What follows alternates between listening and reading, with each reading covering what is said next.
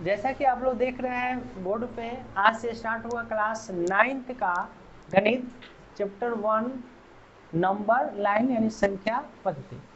इसमें हम लोग को पढ़ना क्या क्या है, तो पूर्णांक किसे कहते हैं, ऋणात्मक पूर्णांक क्या होता है, धनात्मक पूर्णांक क्या होता है, प्राकृतिक संख्या क्या होता है, सम संख्या क्या होता है, विषम संख्या क्या होता है, अभाज्य संख्या क्या होती है, सम त्रिभाज्य संख्या क्या होगी, ये सारी बातों को इस वीडियो में हम लोग कवर करेंगे। तो चलते हैं, आज हम लोग देखते हैं सर्वप्रथम पूर्णांक क्या होता है, इंटीजर। तो इंटीजर से हम लोग परिचित है 6th क्लास में कि नंबर लाइन पे जितने भी अंक उपस्थित होता है उसको हम क्या कहते हैं, पूर्णांक कहते हैं। जैसे या ऐसे भी कह सकते हैं कि माइनस अनंत से जीरो सहित प्लस अनंत के बीचों की संख्या को हम क्या कहेंगे, पूर्णांक करेंगे, जो बहुत ही आसान है। देख सकते हैं नंबर लाइन यानी संख्या रेखा क्या होता है, पहले उसको देख लेते हैं कि संख्या रेखा होती क्या है। यानी संख्या अलग है और रेखा अलग है, और दोनों को मिलाने से बन जाता है संख्या रेखा। कैसे बनता है उसको हम लोग एक बार यहाँ पे गौर फरमा लेते हैं। जैसे देखिए, एक हम यहाँ पे एक लंबी सी रेखा खींच दिए। देखिए, जिसमें दोनों तरफ रेखा नहीं होगा यानी तीर नहीं होगा, रेखाखंड जिसके तरफ एक तरफ तीर होगा किरण, और जिसके दोनों तरफ तीर होगा वह होता है रेखा। तो हमको इसी रेखा को क्या करना है, देखना है। ये तो बहुत मोटी हो गई है, तो इसको थोड़ा सा हम पतला कर देते हैं। और देखिए सर, यहाँ से हम एक यहाँ पे लिख दें। अब इस पे देखिए, यह अभी हमारा रेखा है, और किस तरीके से यह रेखा खंड संख्या रेखा में बदलेगा। तो एक रेखा खींचेंगे, उसको बराबर बराबर खंडों में क्या करेंगे, काट देंगे बराबर बराबर। ऐसे आपको इसका यूज कहाँ, आपको ग्राफ बनाने में होगा। इसमें किसी को भी जीरो मान सकते हैं। हमने क्या किया, एक रेखा खींचा और रेखा को बराबर बराबर लाइनों में बांट दिया।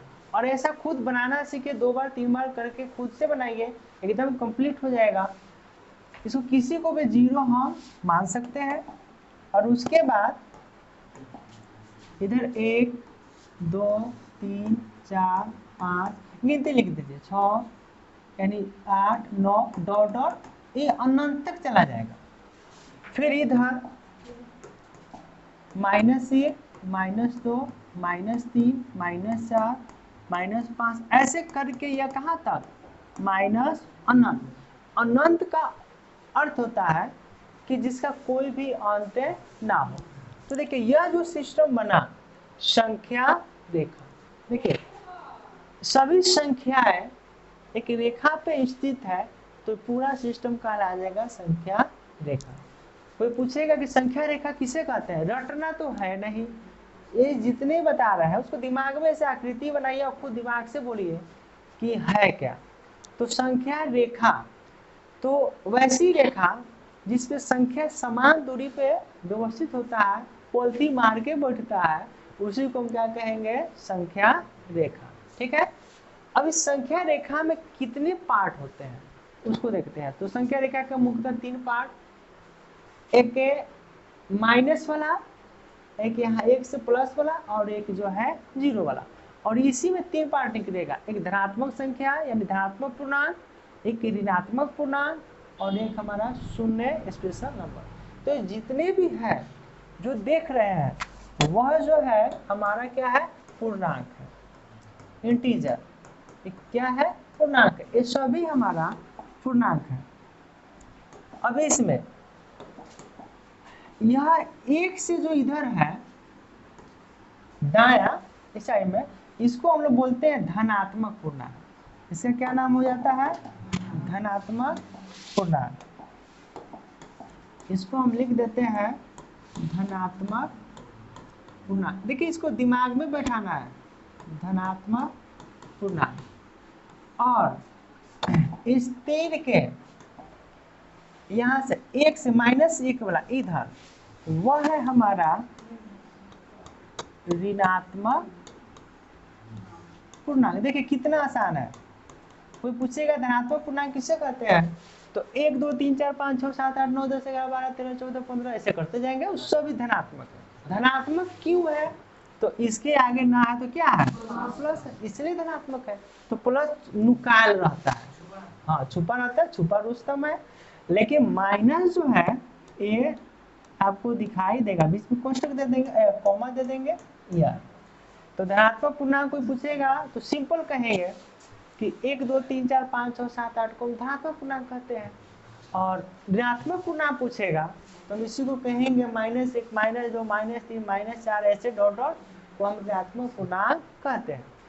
और यहाँ पर यही धनात्मक जो पूर्णांक है इसका एक नाम हो जाता है प्राकृतिक संख्या, प्राकृतिक संख्या, ठीक है, जिसको हम लोग n से लिखते हैं। ठीक है, देखिए प्राकृतिक संख्या हम कहते हैं ना, गिनती की संख्या को प्राकृतिक संख्या कहते हैं। तो धनात्मक पूर्णांक भी तो 1 2 3 4 से स्टार्ट हो रहा है, तो कहने का अर्थ है कि दोनों का नाम हमारा एक ही होगा। वो क्या होगा, धनात्मक पूर्णांक या प्राकृतिक संख्या या नेचुरल नंबर। ठीक है, इसका अंग्रेजी नाम क्या हो जाएगा, नेचुरल नंबर। ठीक है, अगर कहीं भी आएगा नेचुरल नंबर तो इसका मतलब है हमारा प्राकृतिक संख्या। अब जीरो जो बच गया, ठीक है, ये वाला जीरो, इसको हम लोग कहते हैं स्पेशल नंबर यानी विशिष्ट संख्या। ये क्या हो जाएगा, विशिष्ट संख्या। इस संख्या, अब तो ये हम लोग जान लिए, लेकिन इस संख्या रेखा का यूज हमको कहाँ कहाँ होगा, तो ग्राफ बनाने में, फिर फिजिक्स पढ़िएगा तो वहाँ पे दूरी समय, वहाँ पे निर्देशांक ज्यामिति में, यानी इसका ग्राफ जो है इस रेखा का कई जगह आपको यूज पड़ेगा। वहाँ पे जैसे दिशा हम लोग प्राप्त करते हैं, उत्तर पूर्व पश्चिम उत्तर दक्षिण, तो वहाँ पे ऐसे हम लोग क्या करते हैं, बना देते हैं कितना मीटर ऊपर गया कितना नीचे गया। तो ऐसे टाइप में हम लोग ग्राफ का यूज करते हैं। साथ में अनेक कॉम्पिटिटिव एग्जाम में भी इसकी सहायता से आप अपने कॉन्सेप्ट को क्लियर कर सकते हैं। ठीक है, अब इससे कितने प्रश्न जो है आपको पूछेगा या परिभाषाएं हैं वह देखते हैं। तो फिर से थोड़ा सा रिवीजन आते हैं। पूर्णांक, तो हम कह सकते हैं कि संख्या रेखा पर जितने भी अंक उपस्थित है सबू के समूह को, सेट को क्या कहेंगे, समुच्चय को पूर्णांक कहेंगे। सिंपल सी है। या ऐसे कहेंगे संख्या रेखा पर जो अंक उपस्थित है सभी के समूह को क्या कहेंगे, पूर्णांक कहेंगे। या माइनस अनंत से शून्य सहित प्लस अनंत तक की संख्या को क्या कहेंगे, हम पूर्णांक कहेंगे। देख लीजिए यहाँ पे, या इसको हम क्या करते हैं, थोड़ा सा लिख भी देते हैं। यहाँ पे संख्या रेखा पर उपस्थित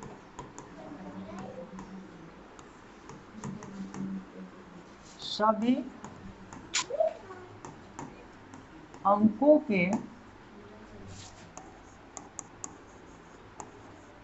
समूह को क्या कहते हैं, पूर्णांक कहते हैं। सिंपल सी है, पूर्णांक इंटीजर कहते हैं। अब यहाँ पे इसको और भी कह सकते हैं, अथवा इसकी अगर परिभाषा देना चाहते हैं तो इसको मैसे भी कह सकते हैं। देखिए क्या, माइनस अनंत, इसको क्या बोलते हैं, अनंत से शून्य सहित, शून्य का मतलब जीरो, सहित, ठीक है, प्लस अनंत के बीच के संख्याओं के समूह को, संख्याओं, चलो इसमें कर देते हैं, संख्याओं के समूह को क्या कहेंगे, पूर्णांक कहते हैं। पूर्णांक कहते हैं। क्लियर है। अब यहाँ पर हम लोग आगे देखेंगे,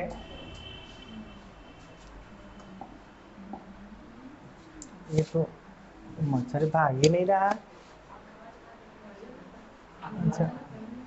अच्छा ये जो इसको भगा दीजिए।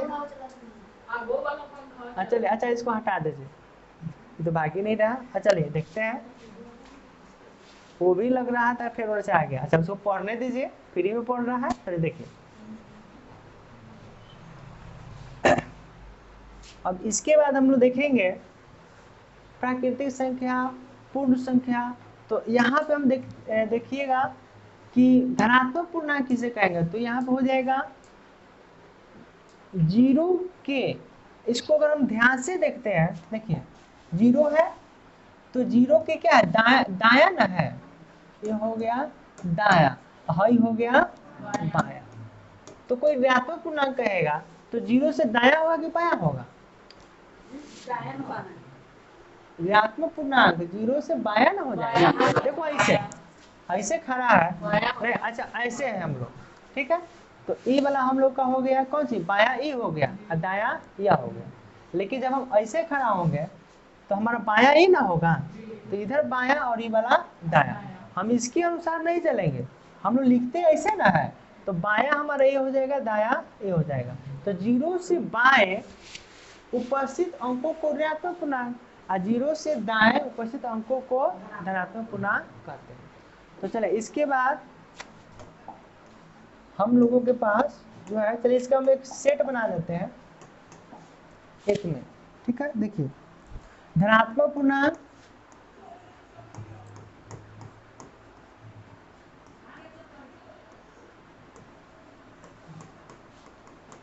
देखिए धनात्मक पूर्णांक पे क्या क्या आ जाएगा, तो हमारा आ जाएगा 1 2 3 4 5 6 7 ऐसे 8। फिर उसके बाद ऋणात्मक पूर्णांक में क्या क्या आएगा, देखिए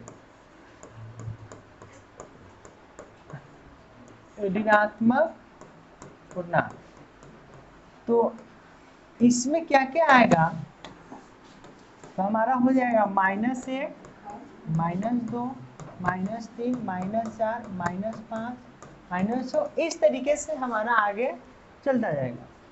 अब 0 तो स्पेशल नंबर है। अब उसके बाद 3 नंबर प्राकृतिक संख्या, प्राकृतिक संख्या, ठीक है। देखिए प्राकृतिक संख्या का मतलब होता है नेचुरल नंबर, तो हम इसको कहेंगे गिनती की संख्या को प्राकृतिक संख्या कहते हैं। और गिनती की संख्या क्या होती है, 1, इसको हम लिखते हैं 1 2 3 4 5 6, यही ना होता है 8। इस तरीके से हमारा डॉट डॉट, यह हो गया क्या चीज, यह जो हो गया हमको डॉट डॉट कर दीजिए, अनंत तक चला जाएगा, यह हो गया हमको प्राकृतिक संख्या।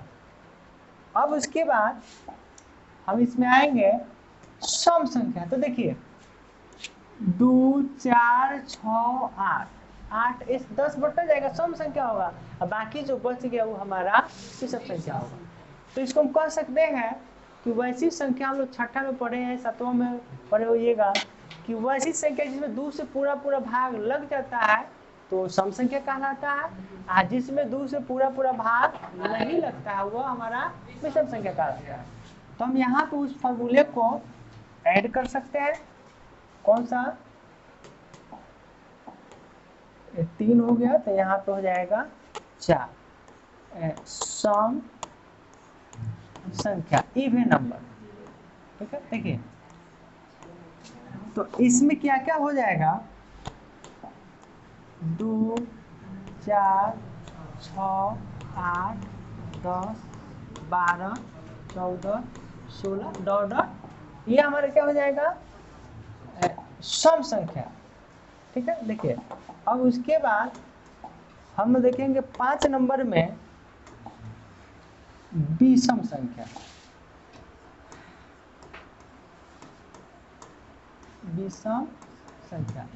तो विषम संख्या का मतलब हो गया कि जो बाकी जो छूट गया है कौन कौन, 1 3, हाँ देखिए तो सम संख्या हो जाएगा 6 9 11 13 15 डॉट डॉट ऐसे करते जाएंगे। तो यह हो गया हमको विषम संख्या। अब यहाँ से हमको आएगा छठा अभाज्य संख्या। अभाज्य संख्या, और अभाज्य संख्या का एक नाम होता है रूढ़ संख्या। देखिए दोनों एक है, ये दोनों क्या है, एक है, यानी प्राइम नंबर।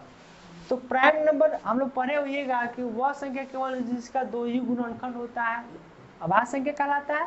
या इसको हम ऐसे भी कह सकते हैं साधारण सी भाषा में कि वह संख्या जो एक या स्वयं के पहाड़ा में आता हो, कि नहीं, पहाड़ा का मतलब गुणज एक में आएगा, एक के पहाड़ा में तो 100 आ जाता है। हाँ, स्वयं के पहाड़ा में आएगा, जैसे 3 है तो एक के पहाड़ा में तो है ही, 3 के पहाड़ा में भी है। 7 है, एक के पहाड़ा में है, 7 के पहाड़ा में। वही 6 एक के पहाड़ा में है, 6 के पहाड़ा में, 7 में 2 के भी पहाड़ा में है, 2 तिहाई 6 और 3 के भी पहाड़ा में है, तो हमारा भाज्य संख्या हो जाएगा। तो अभाज्य का मतलब हो गया वैसी संख्या, देखिए इसको हम क्या करते हैं यहाँ पे लिख देते हैं। देखिए वैसी, देखिए यहाँ पे इसका एग्जांपल होगा 2 3, यहाँ से आपको क्लियर हो जाएगा 7 11 13 17 19 23 29 31 ऐसे बढ़ता जाएगा। ठीक है, तो देखिए 1 से 100 के बीच, 1 से 100 के बीच कितने अभाज्य संख्या है, 25 अभाज्य संख्या है, 25 अभाज्य संख्या है।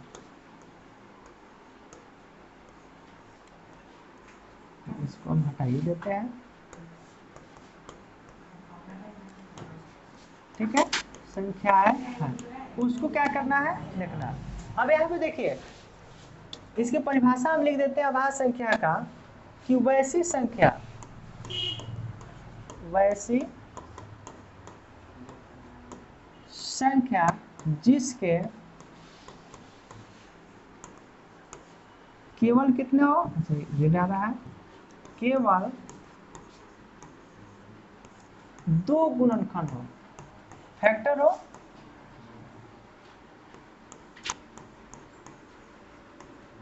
दो गुणनखंड हो, वह अभाज्य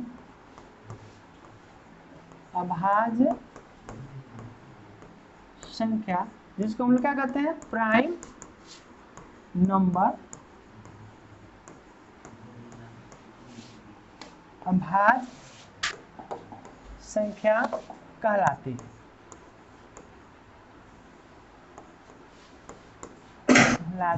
है।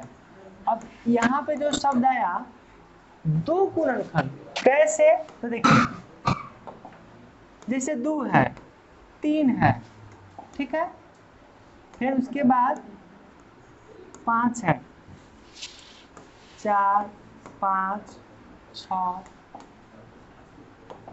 फिर उसके बाद 7 8 9 इतना तक रहने देते हैं। देखिए यहाँ पे कैसे 2 गुणनखंड है, एक भी, तो यहाँ पे देखिए तो एक जो है 1 गुने 1, इसको 1 गुने 1 भी तो लिख सकते हैं, बाकी इसको 1 गुने 1 लिखते, ये दोनों समान है ना, तो इसीलिए ये हमारा अभाज्य संख्या क्या है, नहीं है, ये हमारा अभाज्य संख्या ना है। 2 को, तो 2 को हम 1 गुने, ठीक है, देखिए 2 को हम 1 गुने 2 भी लिख सकते हैं, चाहे 2 गुने 1 लिख सकते हैं, दोनों एक ही बात ना है, तो 2 गुणनखंड हो गया। इसी तरीके से 3 को हम 1 गुने 3 लिखें, 1 के पहाड़ा में 3 बार में आएगा और 3 के पहाड़ा में 1 बार में आएगा, तो 2 गुणनखंड हो गया। यहाँ पे ये क्या है, दो के कितने गुणनखंड है? 2 गुणनखंड होगा, ठीक है। लेकिन थोड़ा सा 4 पे देख लीजिए, ये तो बहुत परेशान कर रहा है। देखिए इसको हमको हटाना पड़ेगा। देखिए अब 4 है, तो 4 के कितने गुणनखंड है इसको देखिए।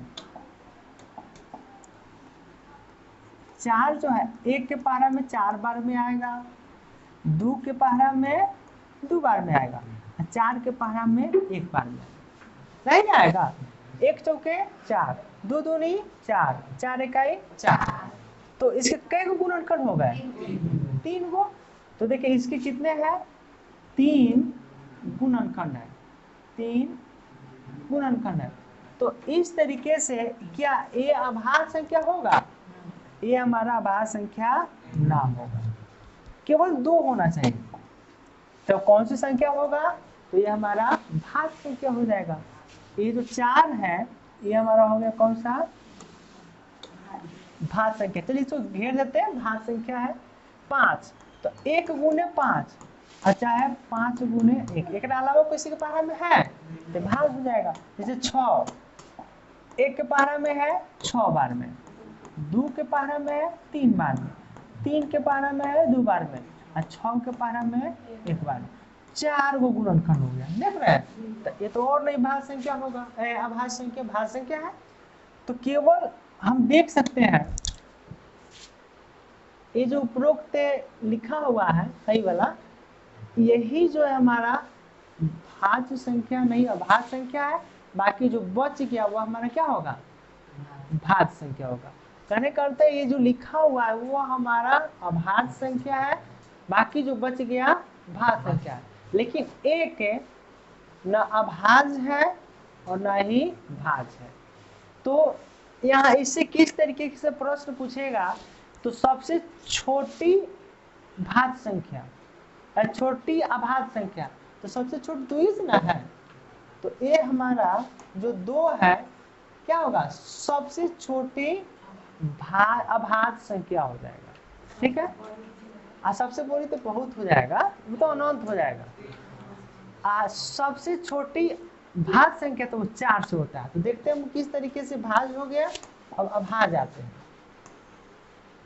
तो अभाज्य का परिभाषा हो जाएगा वैसी संख्या जिसके 2 से ज्यादा गुणनखंड होते हैं, तो वो हमारा क्या कहलाएगा? भाज्य संख्या होगा। तो जैसे देखिए, जैसे में आपको जैसे 1 2 3 4 5 6, तो ये तो कुछ नहीं है, हाई 2 हमारा क्या है? अभाज्य है। तो भाज्य हमारा 4 से ना स्टार्ट हुआ, तो यह अभाज्य संख्या यानी कई गो हो गया था? 5 नंबर हुआ था, 6 नंबर भाज्य संख्या। और भाज्य संख्या को हम लोग यौगिक संख्या भी कहते हैं, यौगिक, रूढ़ यौगिक, यौगिक संख्या, ठीक है। देखिए तो हम कहेंगे इसके लिए वैसी संख्या जिसका 2 से ज्यादा गुणनखंड होता है क्या कहलाएगा? भाज्य संख्या कहलाता है। या ऐसे भी कह सकते हैं वैसी संख्या जो एक और स्वयं के साथ साथ किसी अन्य के पहाड़ा में भी आता है, तो वह हमारा भाज्य संख्या कहलाएगा। जैसे 4 6 8 9 10 12 14 15 इस टाइप का, तो ये हमारा क्या कहलाएगा? भाज्य संख्या। अब हम लोग देखेंगे अभाज्य और भाज्य से किस तरीके से प्रश्न पूछता है। तो देखिए सबसे छोटी भाज्य संख्या 2, सबसे छोटी अभाज्य संख्या 2, यहाँ पे सबसे छोटी भाज्य संख्या 4 से है और सबसे छोटी अभाज्य संख्या कितना? 2। लेकिन सबसे छोटी विषम अभाज्य संख्या 3 से हो जाएगा, क्योंकि 2 हमारा सम ना है। या ऐसे भी कहेगा कि सम अभाज्य संख्या तो 2 होगा, दो ही एक ऐसी संख्या है जो सम होते हुए भी अभाज्य संख्या है। तो प्रश्न के कंडीशन को समझ करके हमको क्या करना है, बताना। अच्छा, यहाँ पे प्राकृतिक संख्या हो गया है, एक इसमें बच गया है पूर्ण संख्या। ठीक है, देखिए हम इसी में जोड़ देते हैं पूर्ण, हाँ ये छूट गया था पूर्ण संख्या। तो देखिए इसी में हम जीरो जोड़ देंगे तो हमारा क्या हो जाएगा, पूर्ण हो जाएगा। यानी जीरो, बाकी जो है 1 2 3 4 5 6 7 ऐसे टाइप का। तो कोई पूर्ण संख्या कहेगा तो हम कह सकते हैं कि प्राकृतिक संख्या के आगे जीरो लगा देंगे, अंडा, ठीक है, तो शाकाहारी अंडा वाला लगा देंगे तो वो हमको पूर्ण हो जाएगा कि नहीं। तो बहुत कुछ साधु जो होता है, साधु होता है, कहेंगे अंडा नहीं खाएंगे, लेकिन जाएगा जैसे होगा माठ में सब खाता है, मांस भी खाएगा, मीट भी खाएगा, सब कुछ खाएगा कि नहीं। तो अंडा, यही वाला अंडा उसको पूर्ण कर दिया, यानी वो परफेक्ट हो गया। यदि दिखावटी के लिए कहेगा कि ना खाएंगे लेकिन खाएगा, खाना है तो इसे खाइए। तो देखते हैं हम लोग आएंगे अभाज्य संख्या पे कुछ गतिविधि देखते हैं। चलिए हम दूसरा पेज जो है रख लेते हैं। देखिए अभाज्य संख्या, अभाज्य संख्या कितना होता है उसको क्या करेंगे हम लोग, देखते हैं। देखिए हम लोग करेंगे क्या, 10 को है गिनिए तो ज्यादा है, अच्छा ज्यादा है। हमको क्या करना है, ऊपर से अभाज्य संख्या, अभाज्य संख्या या रूढ़ संख्या, रूढ़ संख्या को पहचाना है। तो क्या करेंगे, हम गिनती लिखेंगे कहां से कहां तक। तो चलिए ऊपर हम चलिए यहीं पे कर देते हैं, इसमें लिख देंगे 1, अच्छा यहीं से स्टार्ट करते हैं। 10 को है ना, 1 2 3 4 5 6 7 8 9 10, यही से, अच्छा यही से कर दीजिए। जीरो नहीं, गिनती एक से ना होता है, 1 2 3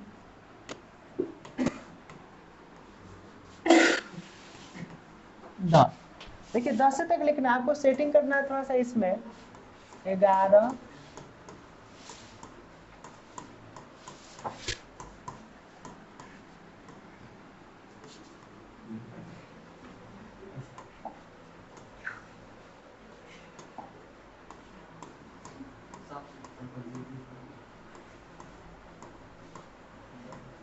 ऑरेंज कलर हो गया।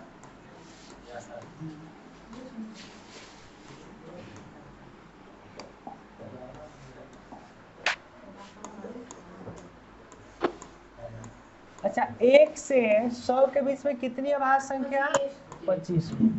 उसको निकालने का देखिए रटना नहीं है, इसका हम एक शॉर्ट ट्रिक भी बताएंगे, रटिएगा वो ज्यादा दिन तक ना रहेगा।